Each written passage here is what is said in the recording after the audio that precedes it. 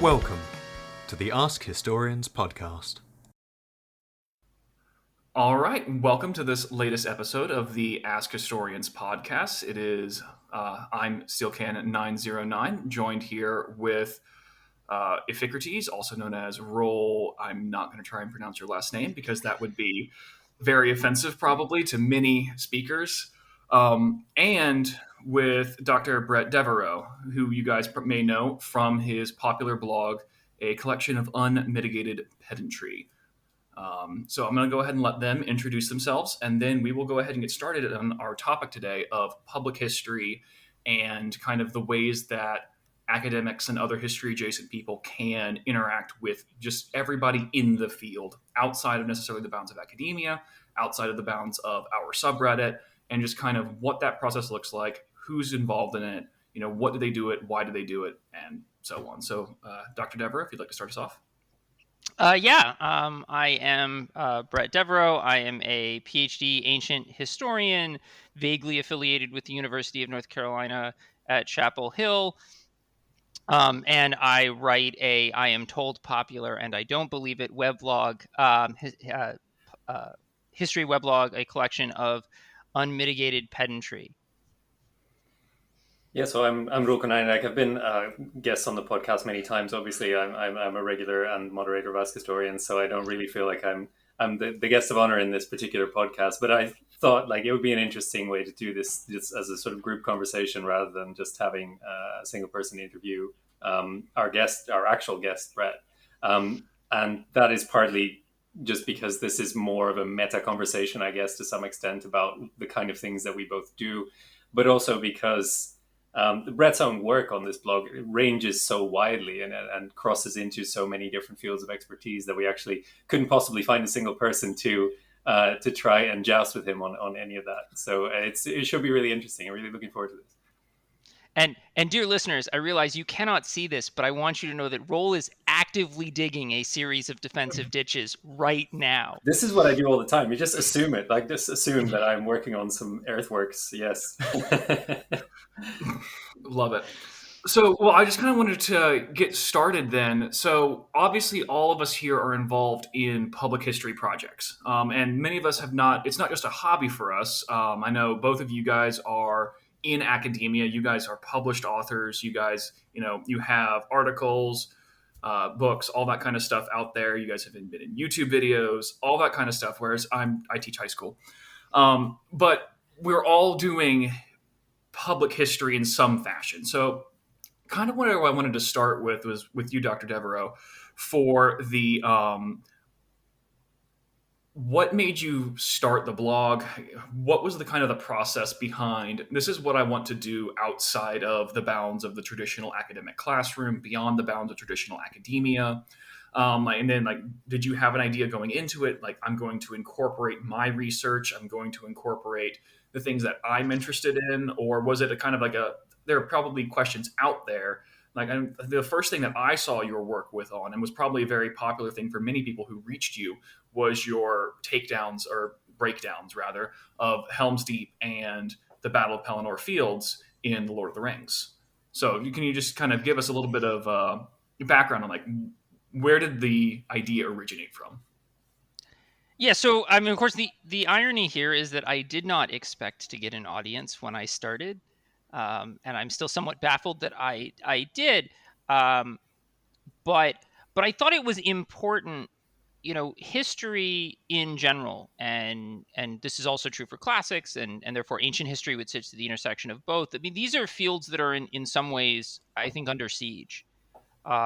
Struggling with limited funding, and I thought it was incumbent on historians generally to try and reach out to the public and demonstrate the value in what it is we do, because that is how you build public support for the discipline that eventually provides, one hopes, the sort of funding to continue it. And so as I realized I'm sort of assembling an audience, mostly just talking about things I'm interested in, that increasingly became the sort of centerpiece of the project. And from the sort of very beginning, the idea here was that I would often be using pop culture touchstones as a sort of entryway to talk about historical concepts. So, I mean, like the sneaky not secret of the Siege of Gondor and Helm's Deep posts is that they are, in fact, a sort of military history concepts 101, walking through these. But it's sneaky because I tell you I'm going to talk about the Lord of the Rings, and then surprise, it's history class. But then I also talk a lot about the Lord of the Rings. I think it's fairly obvious that I'm an enormous Lord of the Rings fan, in addition to a colossal history nerd. I mean, I can't speak for everybody, but actually, one of the reasons that I went into kind of early English, Anglo-Saxon, late antiquity was I lived and breathed Lord of the Rings growing up. My dad was a huge fan. I went to the premiere movies in costume when I was in like first grade. So this is me. No, like my dad actually, one of the first things one of my first birthday presents I remember him making me was a picture book for Lord of the Rings that he actually put together himself with art that he'd found online, like an abridged version of it. I think he's got it still in his office somewhere. I think it's a really interesting point that you're making, that like you're saying like, oh, I'm going to talk about pop history, but surprise, it's actually history class. Like I'm not going to talk, or rather I'm going to talk about pop culture, but actually it's history class. But I think that's, obviously very appropriate because of the way that these movies teach people what they think is history without them realizing, and or actually even with them actively denying it. So people will say, and I remember this myself. I watched Lord of the Rings when I was younger, and I mean, I love those movies. I read the books. I'm a huge nerd too. Don't worry, I have my nerd cred. I can pull my card out. But I thought that I was learning about pre-modern siege warfare. Right, that was my picture of it. Like the Siege of Minas Tirith and the Siege of Helm's Deep. That was my understanding of ancient or pre-modern siege warfare. And I thought that I had a decent grasp of that from all of the stuff that I read in my studies and everything. But really, when you boil down to it, when you dig down into it, that is what my picture came from. It's from these movies. So even though you think, well, you're watching a fantasy movie, you're not watching a history documentary, you're not learning about a real place, you're still consuming this as a form of visualization of what one of these battles, one of these encounters might have looked like. And I think in that sense, like it's very important to bring that back to history and say, look, this doesn't exist in a vacuum. This doesn't just show you a fantasy world working by fantasy rules. It's grounded in history, and it's also teaching you a version of history, even when it's not the history of a real place. Right, and of course the sort of the alternate angle of that. I mean, I feel like the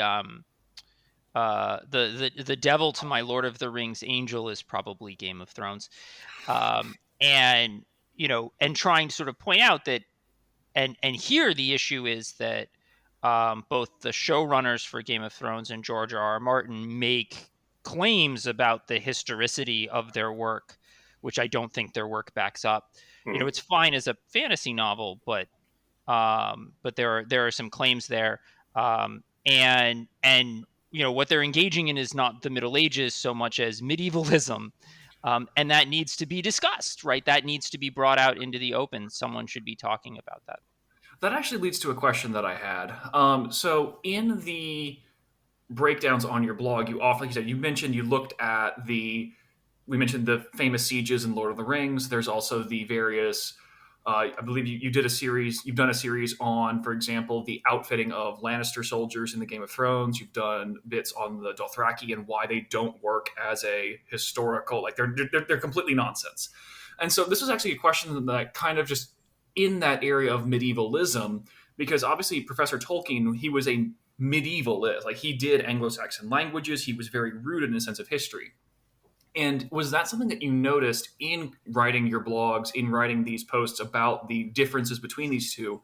Does that come through where you have kind of that more rooted approach in the history with Professor Tolkien's works, where it's very rooted in literature, it's very rooted in kind of the epic sagas of the Norse people, whereas with George R.R. Martin, he is writing medievalism as history? Yes. So honestly, when I started writing the Siege of Gondor and Helm's Deep series, when I started sort of sketching it out, this wasn't necessarily what I expected to find. The thing that stunned me is when I started looking at the marching tables and sort of logistic situations, the book version worked. I'm like, this is surprisingly plausible. But when you think about it, it makes a lot of sense. I often, when I talk about this, I talk about Tolkien has sort of two deep pools of knowledge that I think inform a lot of this. On the one hand, he is a medievalist. He has an instinctive understanding for how these societies function. What do these people value? How do they talk? What do they think? Because he's marinated in the literature. How is their society structured? On the other hand, he was an infantry officer in the First World War. So he has a sense of how fast do soldiers march? What are the concerns about getting them from point A to point B?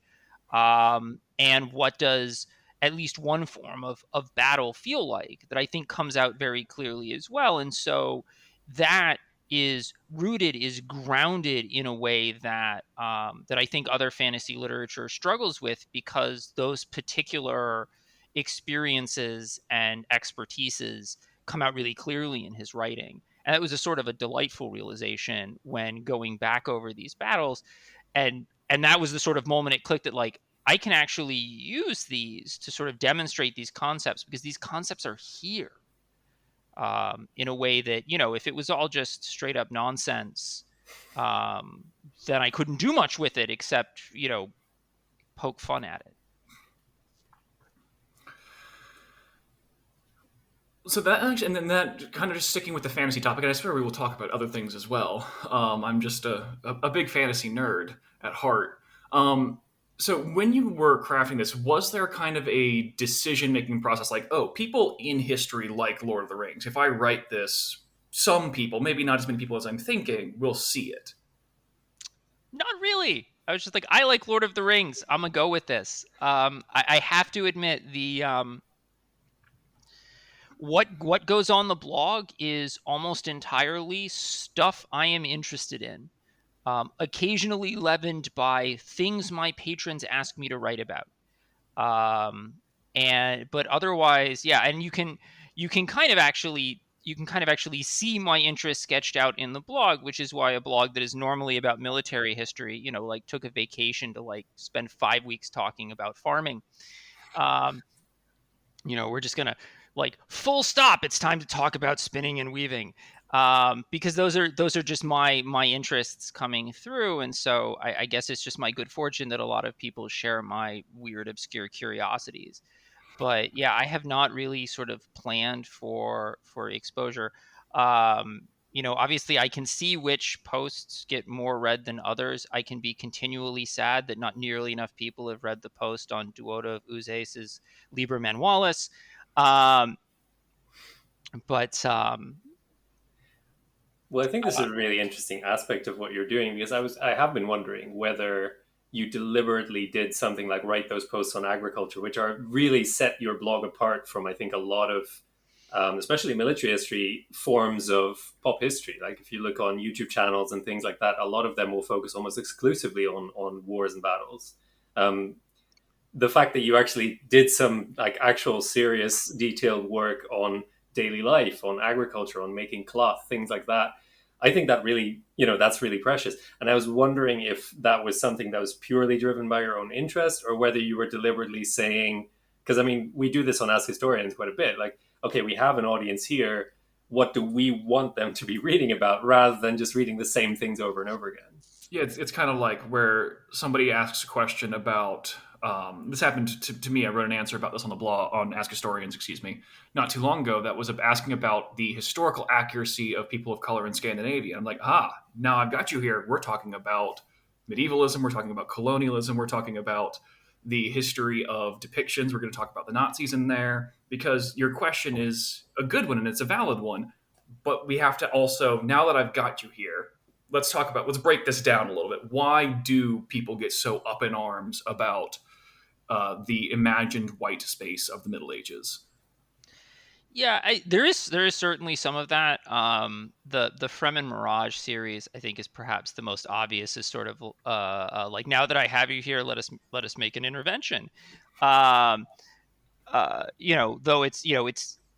it's still kind of connected to everything else, and it's still connected to my interests, because that dumb, hard times make hard men meme is just so incredibly frustrating.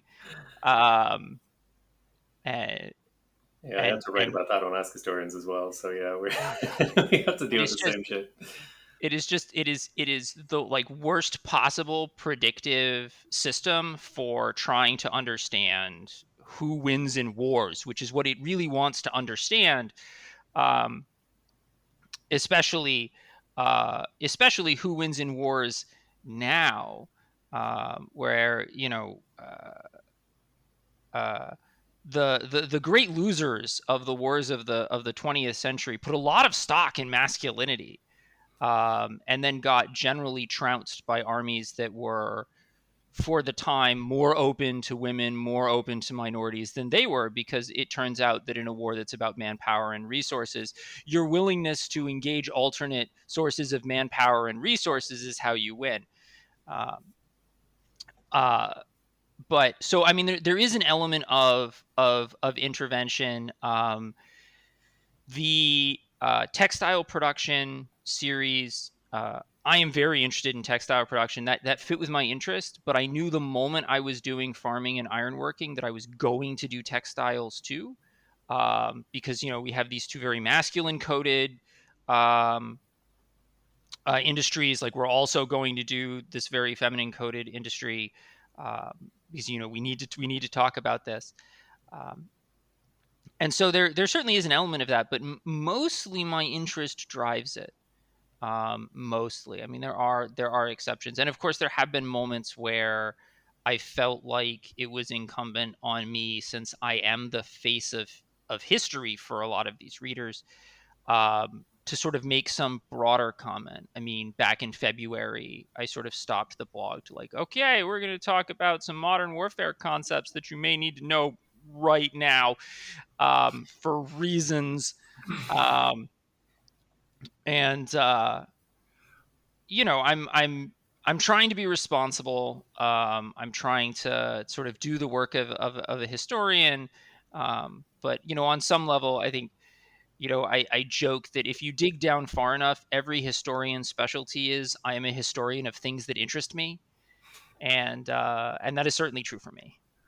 Well, so actually, that point you raised about kind of those little divergences, talking about things that are coming up. So on Ask Historians, obviously, we don't usually create the question. Every now and then you can get somebody to plant you a question, but in general, we are responding to the questions that are out there, and it's kind of one of the differences actually between our two methods of engagement is that we don't have necessarily the same luxury of, well, we're talking about textiles now. And we can try and do that. We have the weekly themes, we have particular planted questions and so on. But in general, we're very responsive to what gets asked by hoi polloi of Reddit, which is, obviously it trends in a particular direction. We have a million questions about World War II, the Nazis in particular, ancient Greece, ancient Rome, the Middle Ages, and not so much on textile production, despite it being an undeniably very important aspect of daily life. Far more people spent their lives spinning thread and weaving than they did launching cavalry charges into the flanks of their enemies. Every day. Like, there are these calculations that say like people had to spend several hours every day, right, making textiles. Like, this is something you do more than eating, basically, in the ancient world, if you're a woman in particular.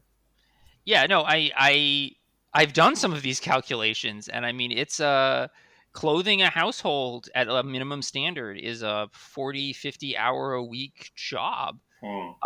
And someone's doing it. It's generally the women in the household. It's presumably split between several. There are sort of exciting questions we can't answer about if you have more women than you need for those 40 hours. Are you retasking them to other jobs, or are you simply making more clothes because people like nice clothes? I would guess the latter, but you can't know. There's certainly a lot of fun comparative evidence from modern societies that had household spinning and weaving at a relatively late point, which suggests that when you have an overproduction in the household, you specialize and engage in exchange with your neighbors. So, one of the quirks, really quickly, of weaving is that spinning seems to have generally been done by the younger members of the household because it's harder to screw up.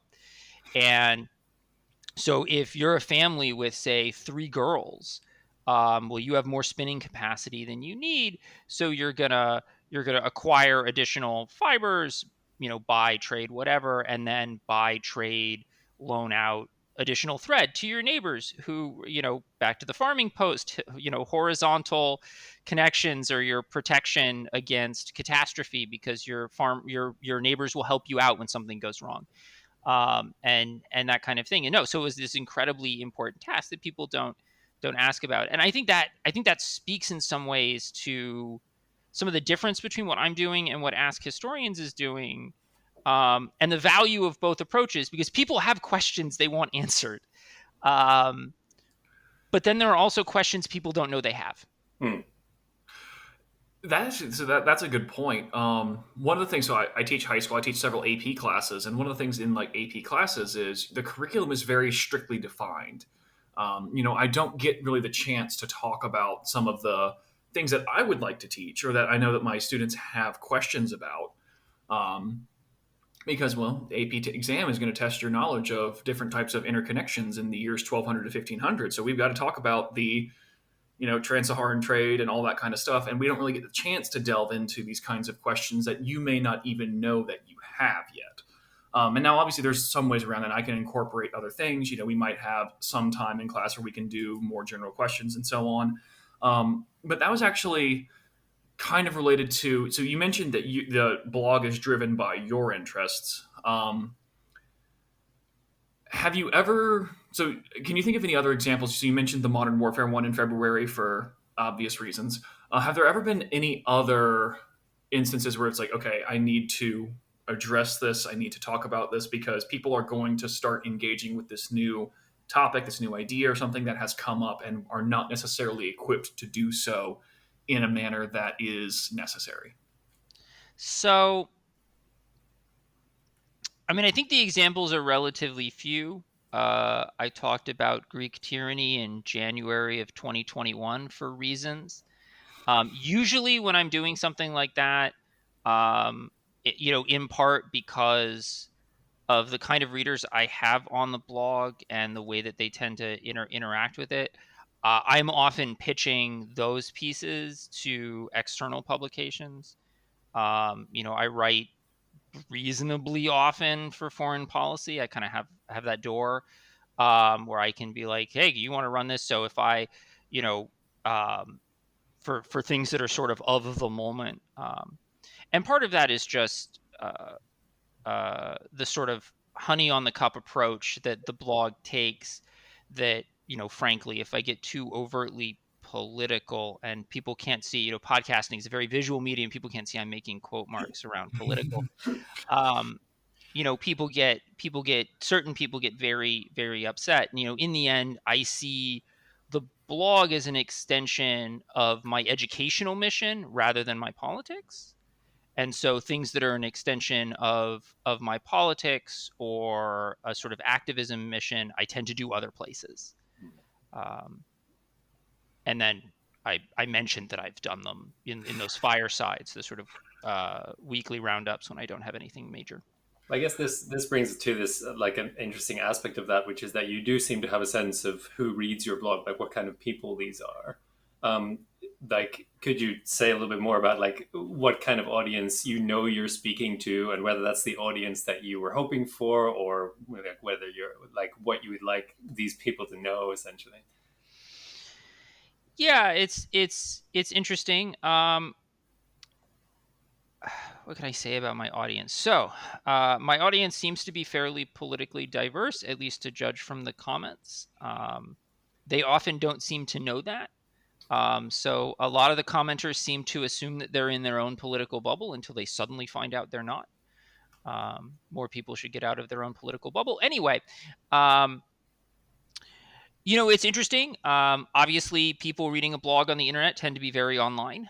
And so there's a lot of that sort of very onlineness. There are some sort of sub-communities on the internet where I clearly have more penetration than in other places. And so you see that just because of the aggregation sites that I have tended to, I guess, show up on, and maybe my own interests, I don't know.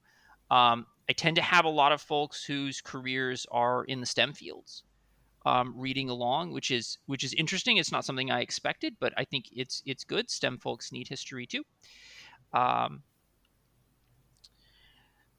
then also, unsurprisingly, the wargaming space. I have a lot of readers that are interested in wargaming. It helps that I do a lot of computer wargaming and occasionally talk about it. Well, Yeah. actually, your recent post mentioned that you were in Sweden for PDXCon. So, I mean, I'm sure there's a lot of things there you can't talk about. This is a Or higher level of nerd than I'm I'm able to speak to, I think. Yes, the nice folks at Paradox flew me and Eleanor Yanaga out to their con to talk about history. We had the main stage for 90 minutes, and that was a blast. I've written about their games. I think Paradox's grand strategy games. So I mean, the obligatory caveat that they are I mean, they're popular, but they're a niche product. They're very complex games. They're not necessarily beginner friendly. What makes them interesting to me is that the folks over there have at least tried to think about how their games are reflecting history in interesting ways, and that makes them fun to talk about. And then, somewhat to my surprise and consternation, I found out that the people that designed the games were reading me talking about them, and then wanted to talk to me talking about them. So that's been an interesting, really interesting experience. I mean, it's kind of funny because the guys at Paradox get asked perpetually, I am told, and I've heard this question asked several times at the con, if they have historians on staff, which the answer is a weird sort of yes and no. They do not have like dedicated researchers on staff, but quite a lot of them have degrees, including advanced degrees in history, which kind of informs what they're doing. But yeah, that is a subculture where obviously my work has a lot of readership, and it helps that I have been playing those games for a really long time. So just to circle back to one thing you mentioned earlier about the demographic that you have, you also mentioned that you sometimes get people asking you to write about certain things. What kind of things does your audience want to know about? Like what do they bring to you and be like, hey, could you say more about this? So I think one of the most vocal groups that is generally kind of pressing me to write is that you get a chunk of people who their interest in learning about the history of pre-modern societies is because they are constructing pre-modern societies for role-playing games or novels. And so they're going to come in with sometimes very specific questions like, how does X work? And I think part of the reason why I have that group is because I do occasionally stop and talk about things like farming or the layout of settlement outside of city walls, and things like this. And so they often have sort of very specific questions about that kind of thing. And often, again, they don't know what they don't know. So it's very much, can you talk about giant topic in a way that can sort of make sense to me? And they're often topics where I understand why they're sort of struggling and asking, because they're often topics that in the scholarly literature are only treated in very technical ways, right? There is no beginner-friendly introduction to Roman farming. There are fairly few beginner-friendly introductions to the Roman economy generally. There is no beginner-friendly introduction to logistics, short of enlisting in a military. Very beginner friendly, I hear you. Right, exactly. Well, I mean, course prerequisite, have served 2 years. Right. And so part of what I'm often doing is I'm sort of taking the scholarship as I understand it and sort of creating a beginner-friendly introduction to topics that don't have one. Of course, that involves all sorts of choices. I know Roel and I have sort of locked horns sometimes over the choices, and we have different views of the scholarship, which is natural to happen between historians. History is a game of interpretation. My hope is to land people somewhere within the generally accepted realm, and then they can then take that and explore further. And I think you can kind of see is if you stack the posts chronologically, you can see that I've gotten into the habit of, for the large series, like at the first post, there's like this big parentheses. Here is the giant, massive bibliography I'm going to throw at you for when you want to read further. The older posts don't have that, and I kind of wish I had done that earlier. Well, so both bringing up the scholarly interpretation, the differences in older versus newer posts, and so on. One of the things that I wanted to bring up was, because I know this is kind of actually was one of the inciting incidents behind all of this, was your recent post, the Sparta retrospective that you posted. And here's where I wave the red flag in front of Roel and just say, go. Well, it was interesting to me in the sense that people come to Ask Historians and ask not just about Sparta, but about that version that you've created, right? This very detailed account of Sparta as you've presented it in order to, as I understand, debunk the 300 version, or the militarized version that you find in Gates of Fire and things like that. And so you get a very sort of secondary, tertiary, quartiary, like an ongoing series of reactions about different interpretations of this material, which is very interesting when you see how much of that goes on different platforms for public history. It's your blog communicating with our forum about something that is, that neither of us are primarily involved in doing as academics, but that nevertheless, relates very closely to our own expertise, and therefore we have, educated opinions about. And so I find it very interesting to see that kind of happening when you write this retrospective and you actually sort of acknowledging different forms of criticism, some of which is mine, but also acknowledging the sheer sort of reach that you've had with these pieces, which is immense, which also obviously leads to responses coming in from different quarters, and how your own thoughts on this subject have developed as well. Yeah, there's certainly, like I said, the biggest thing I look back on the Sparta series that I wish that about it was that it was in the era when I led into posts with giant bibliographies, because I made some strategic persuasive choices in writing it that, I led with some older scholarship because I wanted to demonstrate things that had been known for a while, but that made it look like I did not have the newer scholarship, which I did. But I mean, like it was like that was a real problem. There are a couple of points where I have since sort of like you'll see little notes. I did not have footnotes when yet. I didn't have that plugin. But there are points where I think that I have changed my views, especially Spartan infanticide. I am convinced by the argument that we should see evidence and we don't. Right. And so I'm like, okay, I mean, yes, all of our sources say this thing, but we should see evidence and we don't. And then there are the persuasive choices. In the retrospective, I describe this as a sort of distinction somewhat reductively between the Hodgkinson camp and the Cartledge camp.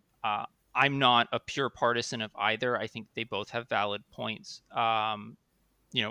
Some of Hodgkinson's arguments are really quite good, but I adopt what I describe as a sort of Cartledge frame because I thought it had a superior persuasive power, and still fit within the broader framework. I think it's a weird situation that I don't think you will ever convince a Sparta bro to go from being a Sparta bro to a Hodgkinson style thinker on Sparta without that Cartledge step in the middle. Yeah, I thought that was a really, really interesting perspective when I read the retrospective. The idea that you chose to do this specifically because you thought it would have more purchase with people who come at this from the idea like, oh, isn't Sparta awesome? That you wanted to go through the sources with them first and the interpretation that's built on that, rather than leaping straight to where academia is now, which is far beyond what the sources are actually telling us and what we can conclude from that, to the level of source criticism where we're like, well, the author says that, but actually it's the exact opposite in a lot of cases, which they can very plausibly argue. And I'm very much sort of on board with that new theory. But you pointing out that actually that might be a step too far for people coming into this out of a sheer fascination with this society as they understand it. Right. you can see that as a side note in the sequencing of the series as well, that, we start like, I would say my approach gets more Hodgkinsonian as I move along, right? Because when I get to militarism at towards the end, I'm like, no, Sparta's not a militarized society. These guys are lazy aristocrats. They're not ultra warriors. This is not how this works. And so I sort of, I stage it with the agoge, and demography and the helots, where I'm willing to trust the sources a little more, Xenophon more than Plutarch, for obvious chronological reasons, and Naturally. those, yeah, Who wouldn't know the difference between those two or anything? yeah, and those are staged earlier. And my thought is, like, by the time you're at like part 4, you're probably on board with me. You have probably accepted that I know what I'm doing, and so now I can start telling you that, right, yes, Herodotus says this about the Spartans, but is it true? And can we question this, right? I have the whole section where I take poor Herodotus to task, for his role it led to a really interesting dynamic that people came to Ask Historians to ask me, essentially, about the retrospective. So, like, first you write the blog, then I respond to it, then you write a response to my response, and then people start asking me, well, they're not naming me or anything, but it's kind of like, okay, so you have been one of these critics, like, what do you think of this? And obviously, I mean, most of that response is just like, this is actually really constructive, and I think it's a really helpful way of looking at this material. But also, it made me think about the different intentions that we had when the way we write about it. So when you're saying, like, I want to convince Sparta Bros that 300 is not a documentary, I mean, that's obviously something that I've done in various circumstances too, but I think that it really validates the approach that you've taken, where you're saying, like, let's look at the sources first, let's construct this society out of the information that we have, and then we can start going deeper.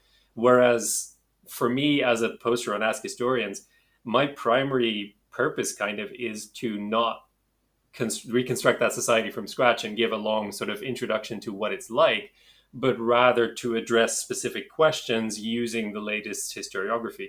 And so to some extent, that leads me to be pushing the Hodgkinson model all the time as best I can, even if readers find this very far removed from the kind of Sparta that they know, because I don't want them to walk away thinking, okay, this is what, quote unquote, professional historians believe. Which it just shows that on these different platforms, we have different intentions and we have a different audience, I guess, in view when we're speaking.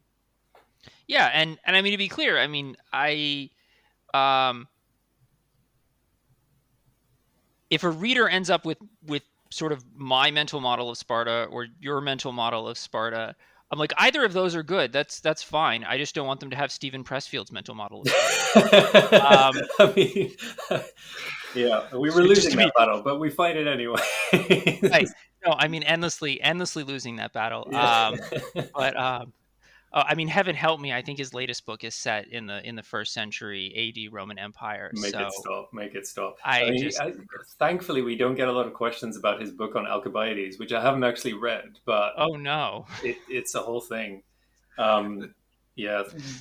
This is kind of interesting, just kind of me, because you guys are talking about like kind of this mental image of the Spartan warrior society. And that actually does intersect with a lot of things that I deal with, especially looking at the Vikings, because they are kind of the other, I'm not going to say, well, they're one of the other main super masculine, I mean, we can put, white supremacists. They are the, they are the Aryan ideal, according to many people who are wrong and dumb and should feel bad. But it's kind of a similar... How do you really think? Well, yes, white supremacy is dumb and bad, and people who believe it are wrong. I'm willing to go out on that limb. But it's kind of a similar thing where there is kind of this similar... Well, you have the sources, and then you have the way that academia has moved beyond the sources, and the ways that those two aren't necessarily correlated with each other, or not necessarily clearly correlated with each other from an outside perspective. Like, for example, in my field, one of the major ones is the issue of tattooing amongst the Norse, which there is no evidence for. There have never been found tattooing needles, dyes, contemporary accounts from Scandinavia or England or anything like that, there is one line in one account in Russia by an Arab that may not actually say that they tattoo. And yet, this entire thing has come about because of that. And I just think that's a neat way. It's not just an ancient Greek history. It's not just an ancient Roman history. It is, and this kind of gets to the issue of public history as a whole. And kind of what I wanted to segue into for the next little bit is, what role do you see public history playing in a future where the academy is, at least in history classics, collapsing on itself? And we have all of these kinds of ideas. We have these perceptions of the past that become very politically important today when it comes to the views of Europe as in its historic past, the views of what should American society look like, things like that. How do you see public history shaping those kinds of conversations in a world where the academy is somewhere between irrelevant and just not noted? Yeah, I think there are a lot of a lot of strands in that rope. I think the first thing, part of how I tend to conceive of my sort of public history interaction, is that I tend to break what I am doing into what I see as public engagement, which is sort of, I am going to show you why history is a useful thing for you to have, and public activism, because I tend to think engagement is how you build support, and activism is how you spend support. And this is the sort of model I have in my mind. I think one of the troubles that the field has occasionally gotten itself into is just confused these two things. And so we've attempted to build support by telling people what they should think. And people don't like being told what they should think, right? That is spending down the authority of your expertise. It may be important. It may be necessary. I mean, I would argue encountering white supremacist views of history, right? It is necessary. But then we also need to be doing these other things to sort of build the credibility around that expertise. Otherwise, you eventually spend down the institution. You spend down the institutional respect, and then you don't have anything to draw on, and no one listens to you, which is roughly where we are now. And so I tend to see myself more on the engagement side of this equation, but I certainly engage in the others. I mean, to go back, the Fremen Mirage post engages quite a lot with white supremacist readings of history, and particularly of history of Roman period Gauls and Germans, and how they're sort of read in extraordinarily unhelpful ways and incorrect ways. And so, I mean, I do think that is important, but I think it needs to be balanced. And obviously, I try and provide this balance by talking about interesting things. I think one of the values of Ask Historians is that the balance is almost automatic because you're answering questions people have, right? You are pulled into speaking to what the public wants, even if you're not always giving them the answers that they want. You're answering the questions that they want, and I think broadly it speaks to the fact that the field is a 5-alarm fire situation right now, and fostering public support, I think, is the only way out, and so that is what we have to be doing. I'm a little bit odd as a person to talk about this because I have built a self-funding platform on the internet, but the space for self-funding platforms on the internet is limited. I am some sort of like bizarre mutant that has happened to appear, and I am, of course, I mean, I do my own research, but in the broad range of topics that I talk about, I am reliant on other historians doing their research, and the only way all of that happens is through the university system that funds it. And if that academic history system collapses, the amount of history research decreases tremendously.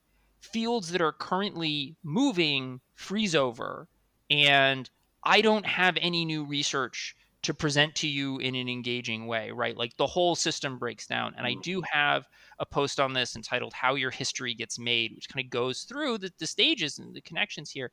And so, because I will sometimes get people that are like, well, historians should just move on to the internet and do what you do. And I'm like, that doesn't work. No. That is not a sustainable model for the field. But I think that's identifying a very real problem, in the sense that what you do has not led to you, like, I don't mean to be judgmental here, just sort of stating the fact that it has not apparently led to you having a sort of flourishing academic career yet. Maybe that will happen.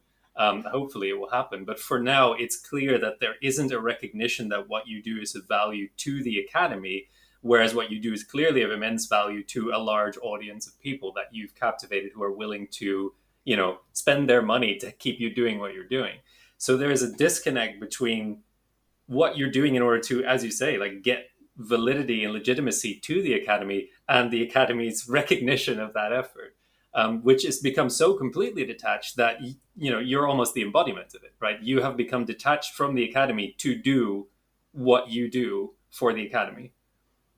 Right. And I mean, it's preposterous. It's ridiculous. And I'm not the only one, right? There are so many people doing great public engagement, public history work, especially online, whose, academic careers do not mirror even sort of remotely the success they're having or the work they're doing, because it's simply not valued. And this speaks to the sort of the problems in the structure of academia and academic hiring, right? That the decisions are being made by the people in the safe seats as the field collapses. And it must be lovely coordinating the rescue efforts from the boats and not from the sinking ship. But it leads to some pretty odd priority settings, and it is I think really really absurd. And this is something where I would like, but I doubt it will happen. I mean, I would think this would be the place where the professional associations ought to be exerting leadership and aren't, because they're dominated by the same folks, some of whom see the problem, but most of whom don't. Like, every year's job numbers are bad, and they're just like, well, it'll come back eventually. And like, no, it's never coming back. It's never coming back. And yeah. Yeah, so in the UK we have, it's not the same, history isn't going through the same death spiral, I think, as it is in the US, where it's very attestable, like the shrinking of the market. But you do have this thing that I've encountered, for instance, where, yes, on the one hand, the government institutions and educational institutions are recognizing the importance of impact, which is essentially like public engagement, as a metric for examining what academics do and what makes academia a legitimate pursuit. But then when you dig into it, impact is not generated by doing the kind of things that we do, where we're essentially putting out our expertise for people to consume at their leisure, for people to read it if they're interested, and for people to reward it if they like it. It's measured almost entirely by, does this bring more students into this university? Right. An impact case is a recruitment case. This is something that you can quantify. Whereas I think, obviously the way in which you generate goodwill towards the kind of things that we do is by accepting that even somebody just taking 1 minute on the train to read your blog post and smiling and going on their way is enough. Like that should be what we aim for, right? That should be what we want to achieve, is that people read and appreciate what we do, rather than that it necessarily makes every single one of them, act upon it in some constructive way. You're hoping that at least some small minority might be inspired to do something with history after that, but that's only the best case scenario, and you can't possibly expect everyone to do that. So to some extent, I feel like it's completely self-defeating to try and measure impact by way of essentially just, what concretely does this do for our recruitment figures to your degree program? Well, obviously that's not going to be realistic. Right. In the US, one of the problems you keep getting is history departments getting assessed by the number of majors, which keeps falling, even as enrollment doesn't fall. It's like people take the classes, but then they go major in computer science. And I'm like, that's good. Computer scientists need to know history too. this isn't bad at all. I mean, when I think about a lot of my public engagement, work, I think it's also there's this sort of width and depth issue that yes, on the one hand, a student taking a class I am teaching is probably going to get more out of it if they're really diligent than they would reading my blog. On the flip side, more people read my blog in a month than will ever take my classes ever. And so, yeah, they're getting an inch deep, but that's a wide pool. And then some people are getting much more depth. And there's, gradations. The history major is at sort of a greater depth. And then you've got the person splashing a few history courses. And then and it really is a system that is only set up to measure some of these metrics and to only value some of these metrics. And even honestly, getting American universities to pay attention to public engagement at all is just just a pain, right? Like when you say impact scores, they think you mean journals. I'm like, yes, the article that was read by 38 people in the whole of the planet Earth. Sure, that's it. I have an article coming up for which I had to furnish pictures, which required asking about their circulation statistics. This is a well-respected journal, and it's like, how many copies go out? It's like 500-ish. Yeah. And I'm like, that's about the circulation for a well-respected journal. And I'm like, that's about the number of unique visitors I have on the blog in the first, before noon on a slow day. Yeah. I mean, the kind of numbers that we get for reading threads on Ask Historians, you end up telling people in academia about, and they just don't believe you. I mean, right. I mean, those are even higher than mine. Yeah. Sorry. I was just going to say, those are like, I have seen some of the like counts on Ask Historians. It is like 1.2 million people. You're like, geez, those are even higher than me. No, some of the most extreme ones. Yeah. Like you can see that when we breach basically the aggregate page that sort of collects all the most popular threads that day on the whole of the site, like when you reach that, you get an influx of people who are otherwise not interested necessarily in history or subscribe to Ask Historians, but they see the title and they're like, that's amazing, I want to know more about this. And you get those people in, and you can get hundreds of thousands in a day, 1 million over a weekend. It's not extraordinary to see those kinds of numbers. Sorry? And they ask why all the comments are gone. And then they yell at us because they're not used to our moderation practices. But the point is, like, if as long as an answer is there, they're going to get something that they otherwise would never have gotten. And like my whole point, and I think hopefully you'd agree with me on that, is that all those people who get an inch deep into it, like through your blog or through the posts that we write on Ask Historians, like several thousand people get an inch deep. Some of those are going to be inspired, but all of those are going to think, wow, history is something that has done something nice for me today, has meant something for me today. And you only need to do that a couple of times before they start to, have a sense that history is a good thing in the world that should be done by more people, because then you can get to answer interesting questions that you never thought you had. I absolutely agree. And I think it's also important to keep in mind here, right? I don't know the exact statistics for the UK, but especially when we're talking about the public impact that the universities make, in the United States, most people do not go to a 4-year university. I don't know that any country has a simple majority of its population going to a 4-year program. 2-year programs, yes, but 4-year programs, no. So, when you're talking about reaching the public, one of the advantages of these, online methods is that you can reach people who, because of their background, because of their career, because of their choices and preferences or what have you, are never going to be in your classroom, but they're part of the public and they deserve, access to these public goods that notionally we're supposed to be producing. And so, this has certainly been my experience. For me, obviously, I don't hit the Reddit main page. I don't get that kind of wild traffic, but well, you say that, but like whenever something does hit the Reddit main page, especially on the more sort of casual subs that sometimes engage with history, you get mentioned a lot, like a lot. Mm-hmm. There are mentions all over the shop, much more than people mention, for instance, me when it's about Sparta, So you have a lot of groundswell on that site. So it's a question of like, would you like to do an AMA with us, something like that?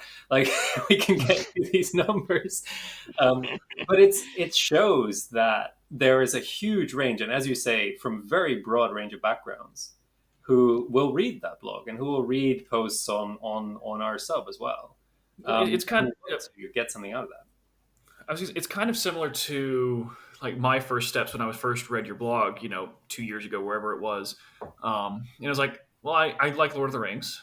Oh, here's a whole logistical breakdown of the Siege of Gondor. Sure, why not? I have an hour to kill. I can read through one of these posts in that time.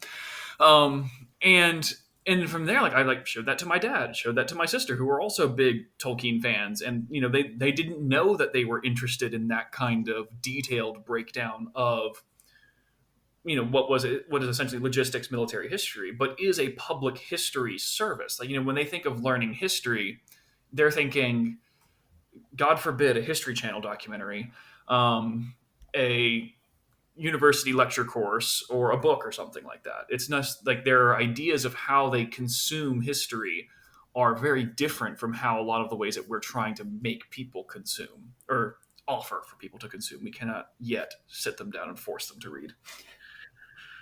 Yet. I would say we do not now, right? I mean, I assume that there are some old schoolmasters with their rulers saying like, we used to be able to, but well, that is the beautiful thing about teaching high school. All right, sit down, y'all. We're learning about this today. Y'all got nowhere to be for the next hour, so. I do want to kind of ask you though, because you mentioned earlier that you try to separate your politics from your interests, or is that how you put it?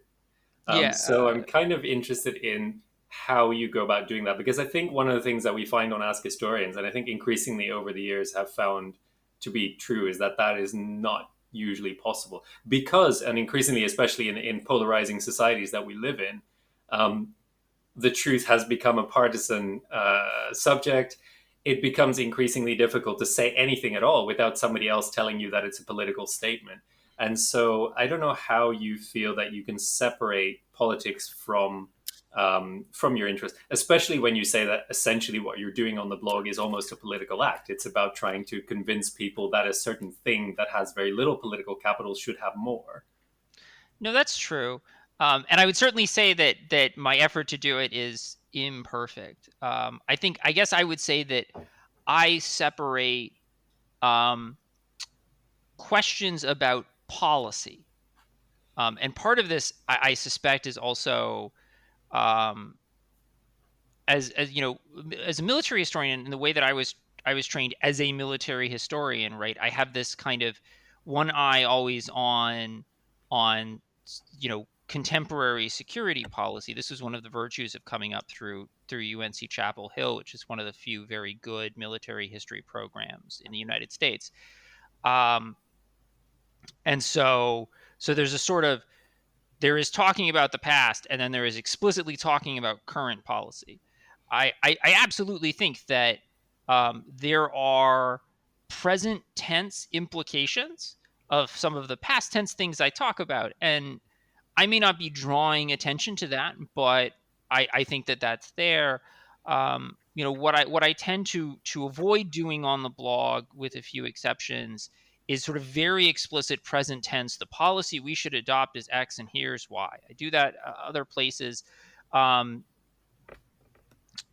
Honestly, mostly so that my comment section doesn't turn into a swamp. And you will find a couple of blog posts where the comments got turned off at some point because, oh God, it's just unconstructive sniping to the end of time. And so, but can you ever fully separate those?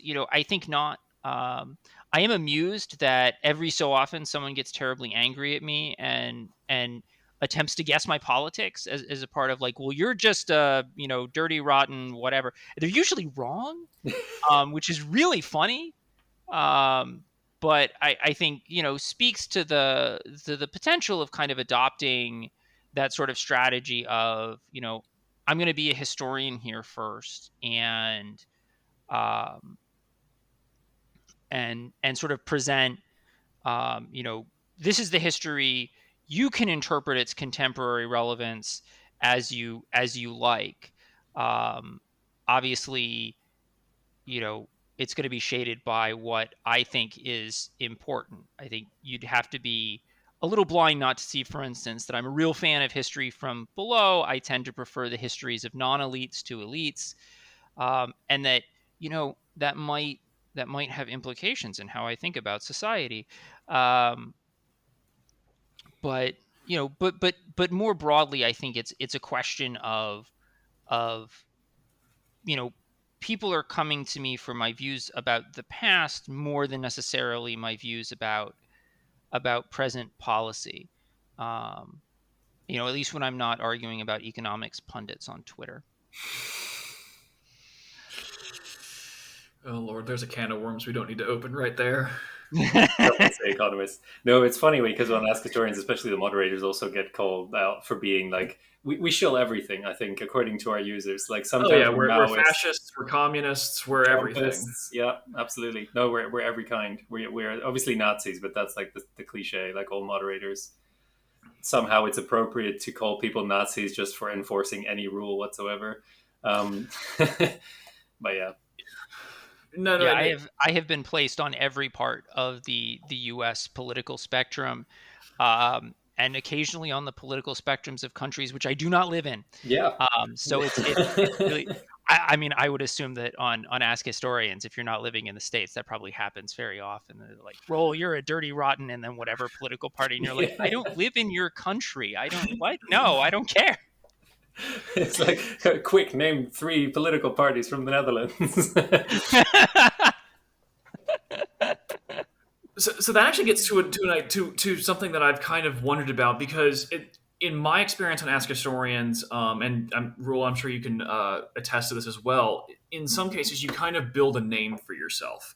Like, so for example, on the subreddit for Norse studies on Reddit, I am not particularly well thought of.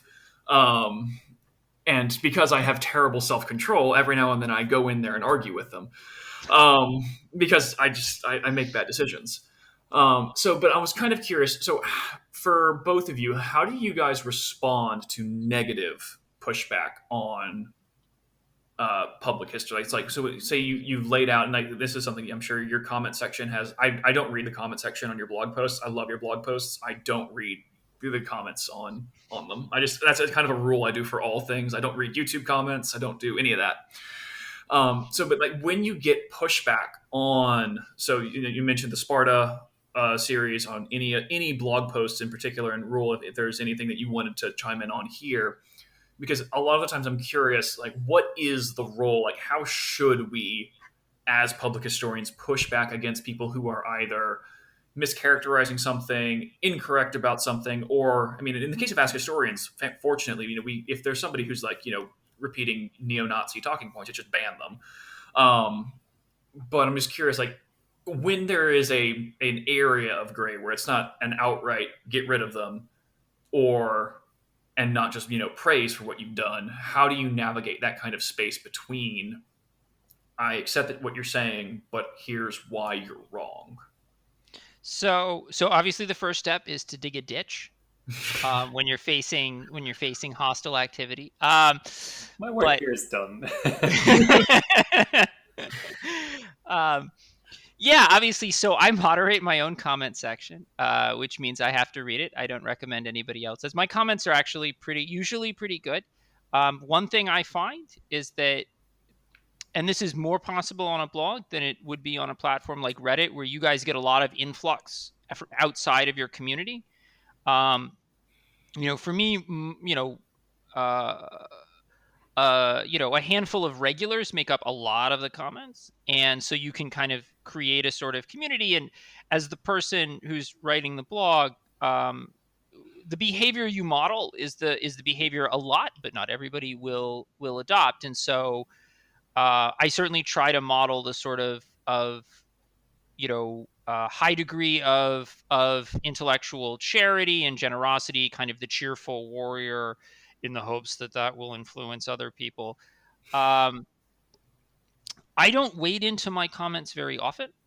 Um, I uh, I do draw some lines. I don't truck with racism in my comments or any kind of violent ideology, left or right. If you're advocating violence, that's a no-go, and maybe you get a warning or not, and then I hit the ban button and bye. Um, the gray zone is a little bit tougher. Um, I will step in if things are getting heated and insist that people remain civil. Um, but usually my opinion on the matter is already up on the main post. And so if someone wants in the comments to rant that I'm wrong, if they have good points, if they're making like a meaningful, they're like, here's this evidence you haven't considered, then I'll usually respond to them. If they're just yelling and throwing things, they look silly, and I'll ignore them. And if they're being rude to people that aren't me, I'll delete the comment. And then on WordPress, you can the way it's set up, right? If it's your first comment, it goes into the moderation bin until you've had an approved comment, and I can just throw you back into the moderation bin, and your stuff just doesn't show up. And so I've had some really fun instances where someone is being sort of very abusive, and then suddenly couldn't understand why their comments weren't appearing, and they're just raging into the moderation bin for days, raging into the moderation bin, which was just, absolutely hilarious. And the best part is they started declaring to the moderation bin that they won't be silenced, which was just manifestly untrue. Yeah, it's a very funny thing. I think similar to what you're saying about your blog post already being up and visible to everyone. I mean, you could choose to read the comments or not, but your view is already sort of highlighted. Similarly, I think Ask Historians has a lot of built-in forms of authority. So I find that I get very little pushback because I'm flared, because I'm a moderator, because my posts stay up. That in itself gives you a sense of gravitas, which people mostly tend to accept. So if they don't agree with what you said because of their prior knowledge, they are more inclined to say, oh, actually, that's changed my mind, or like, oh, I guess this is what the experts think, rather than saying, well, I don't agree with that because I saw a YouTube channel once or a YouTube video once or something like that. So it's very rarely that people are trying to go up against you with the material they have on Ask Historians, because we have this reputation now of being the place where real historians, quote unquote, go and give their answers, which in some cases we are, but in many cases, honestly, we're not. We're just, enthusiasts. So you get a lot of that. And so you get very little pushback, I find. But, I mean, there are a couple of buts to that. One is that sometimes, there's a question that seems interesting, gets a lot of attention. You fire off a reply off the hip. You don't really research the question. You just go with what you have, ready to hand or in your head. And somebody comes in and says, actually, if you had done some proper research on this, or I have read this article or whatever, and it's actually, there is more to it. Another thing is that people do assume things about your gender and identity, even when you're just a name on a screen. And they, on the basis of those assumptions, push back harder against minorities than they do against people they assume are white male. And that is noticeable on Reddit, and that's noticeable, I assume, everywhere, is that, women and minorities just get a lot more pushback on almost anything they say because their authority is not as much taken for granted. And that is something which puts me in a luxury position, but also something that the team of moderators actively works to try and combat, the idea that some people are more easily believed than others. So my voice is not the one you should be hearing saying like, oh, actually, it's fine. I rarely get pushback. They all follow it. It's all fall into line. Actually, that's not the experience of a lot of female experts on the moderation team and on the Flare panel. That's certainly, that fits with a lot of what I've noticed, for instance, on Twitter. where I'm also fairly active on Twitter, and no, you can see it, right? My balding white guy face won't get pushback, and a scholar of color, or woman scholar, or what have you, um, often with far more expertise on the given issue in question, uh, is getting tremendous amounts of completely baseless pushback. And all I can think to do is just to use what platform I have to sort of reiterate that, like, no, this person here has the expertise. This person here is credible. You should listen to them. And you know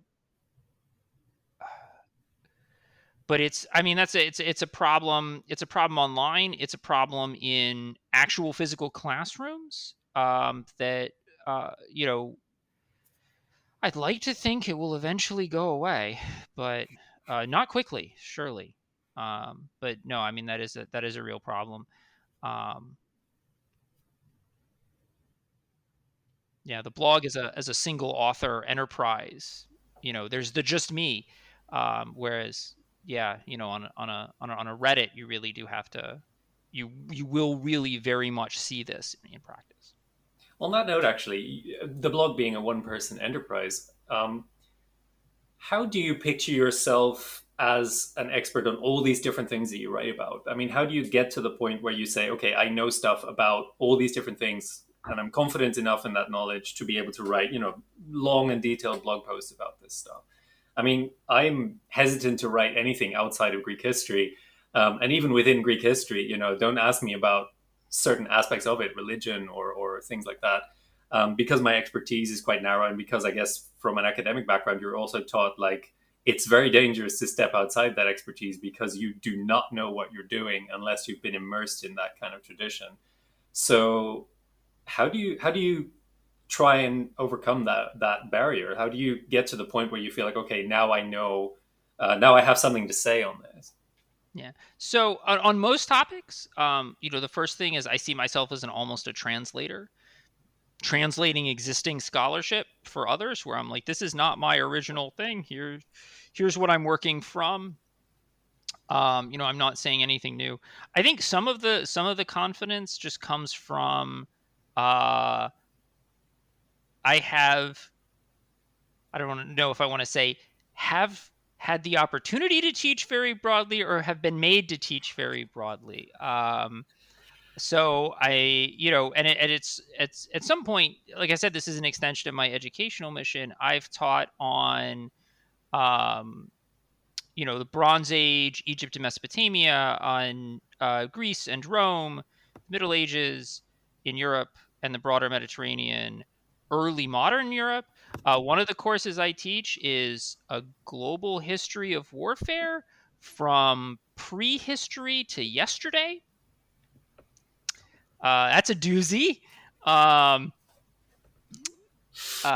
we literally, we start with war in near human primates and end with counterterrorism and drones and nuclear deterrence. This is a semester class? Single semester class. It's a series of case studies. But how? So, I mean, you can actually basically, so the initial version of this course was constructed by Wayne Lee. And so he has a textbook, Waging War. And so you can sort of see how he does it. It's a series of case studies, each built around a military innovation, and they're all meant to be illustrative. So rather than covering every war ever, you're covering a series of technologically significant case studies, and getting a view into the different ways. It's intended as a foundation. But, I mean, the point at which, where, day two is when was war invented? And then later on, you're like, and here's what Albert Wallstetter has to say about the delicate balance of terror and nuclear deterrence. And this is just something about military history, because it, as a field writer, it has a sense of present relevance that it sort of compels you to push beyond that. And so some of that sort of broad range, I think, comes out in what I write. And I think, students who have taken my courses will see the lectures that have become post series. I mean, certainly, again, back in February, I had, because I thought it was necessary, I had one post on the theory of protracted war, immediately followed by nuclear deterrence. And I think any student who's taken my warfare class will easily recognize the two lectures that are being turned into blog posts there. And it's certainly not the only case. So, for better or for worse, I've been forced to go broad, and that makes all of this kind of easier. So that actually leads to kind of another question that I had, which was the actual process for writing. So for me on Ask Historians, the process of writing can look very different. So sometimes it is a topic, I know enough about the topic, I can just kind of break out an answer, go from there. I think like my most highly upvoted answer on Ask Historians, I did in about 10 minutes right before I watched Guardians of the Galaxy 2, just because it was a question that was getting a lot of traction, but was something that I could answer off the top of my head, really. And then there's other ones though where it's like, well, okay, I need to break out my book. So got my bookshelf, not currently up, but I have a bookshelf I can go through. Okay, here's the sources I'm going to need. Go through, find articles, pages, and so on. And I'm curious, for your blog posts, is it a similar process? Are there certain ones you write off the top of your head? Are there ones, like you said, that there are lectures that have been condensed into a new post? Like, kind of, what is the process for how does it go from brain to page or screen? Yeah, I think it does have that range. I often separate, right? The fireside posts have a musing, which is more explicitly, this is off the top of my head, and is not as grounded and kind of like, discount your sort of epistemic confidence accordingly, that this is just amusing. Likewise, I occasionally do short questions from the patrons, and it's sort of explicitly, this is the answer you would get if you asked me this question after class. So I'm going to answer it with the examples and the knowledge I have on hand. It doesn't mean it's going to be complete. And the answer may just be, go read this book. For the larger topics, they usually come in series. The series are like vaguely planned, which is how I, in theory, know at the beginning how many posts there will be. I'm invariably wrong. But and part of it is because it's a weekly schedule. So sometimes I have a conceptual, like, this is 4 posts, but I'm on post 3 and it's halfway written and it is Thursday, and this is where you get post 3A and then post 3B. There's a bit of a balancing act when I start a big series. I have my endless supply of little notepads, which the listeners can't see, but they can. And I start with, like, what are the concepts that I want to discuss? What's the right order to discuss them? And that's often a few weeks before the series is going to appear. And I'm going to ask, like, do I need to do legwork research-wise to be able to talk about this? And if so, what is that? What does that legwork look like? The nice thing is I'm affiliated with a research university. So, if I need books, I just ask the giant library. So I can get that material very quickly.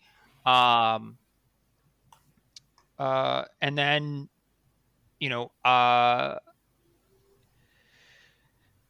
then it's a standard process. You outline, and then you fill in your outline, and then in theory you edit. Although, I mean, people will note with my writing schedule, proofreading is minimal. Because it is brutal. I mean, I've genuinely wondered about this. Like, if I set myself the task of writing that much every week, like on a reliable schedule that people are giving me money to do, like that's harsh. Yeah, it requires a lot of focus. I'll be honest, it takes some time from my other scholarship, which I'm not always thrilled with. A lot of what I've been doing is sort of trying to kind of control and budget the time. So the firesides, obviously I can usually for the firesides, I'm just always keeping a running list of cool stuff I've seen that is publicly available. And then it's time for a fireside, throw a musing on it, and out the door it goes, start the new list. That's fairly easy to do. A good thing to do when I'm planning something longer or when I've just been in Stockholm for a whole week. But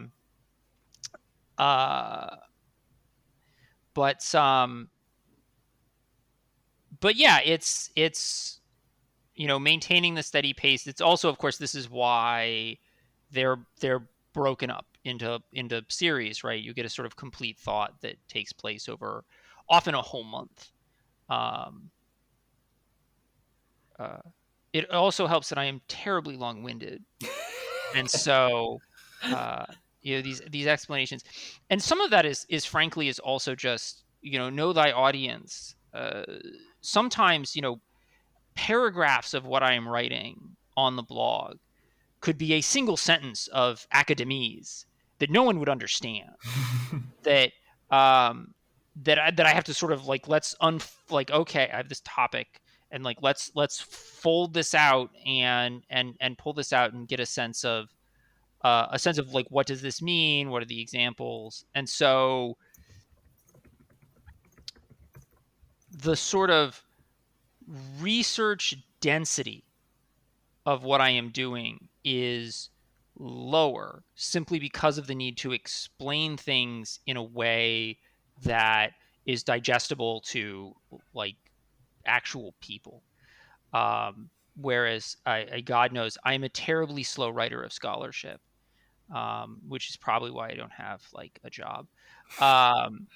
Oh yeah, as if that's how it's done. No, yeah, right. I mean, but my articles limp slowly out of the door. So it's a very different style of writing. I keep waiting to hit the point where I just don't have any more blog posts in my head where I'm empty. I keep thinking I'm getting close, and then I'm like, oh no, I have 3 or 4 more things I want to say. Everybody wins. Yeah, it works out. Did we have any more questions, Thomas, or should we let? Yes, no, we have gone through the list of the ones that you sent me, and I mean, with some of them, we've hit in different places, and then the ones that I had as well in the other document we've gone through them. Well, thank you for your time here and answering our questions here. It's been a wonderful talk. I'm sure in the future we'd love to have you for an AMA or anything like that.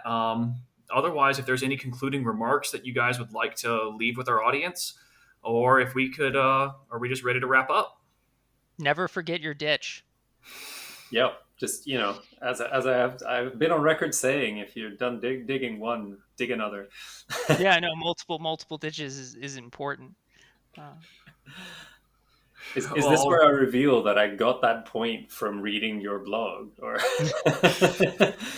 I just read that thing about Helm's Deep for inspiration because I knew they were going to ask me about Helm's Deep. And I saw that point about ditches. I was like, that's a fair point, actually. There's never any ditches in front of these walls. And so I mentioned that a few times in a 3-hour interview.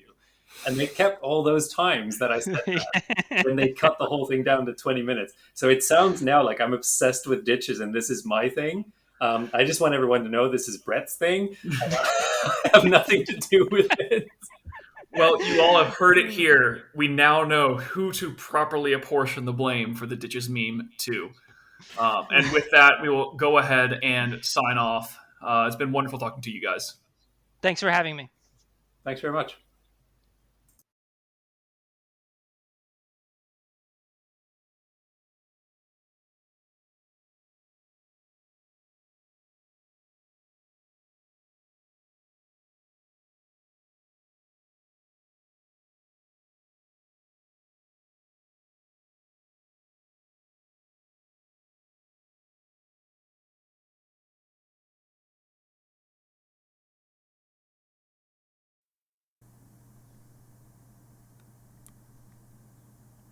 You've been listening to the Ask Historians podcast. Please support us at patreon.com/askhistorians. Find more history like this by following us on Twitter and Facebook, and by visiting us at askhistorians.reddit.com and ask hundreds of historians and enthusiasts anything you want to know about history.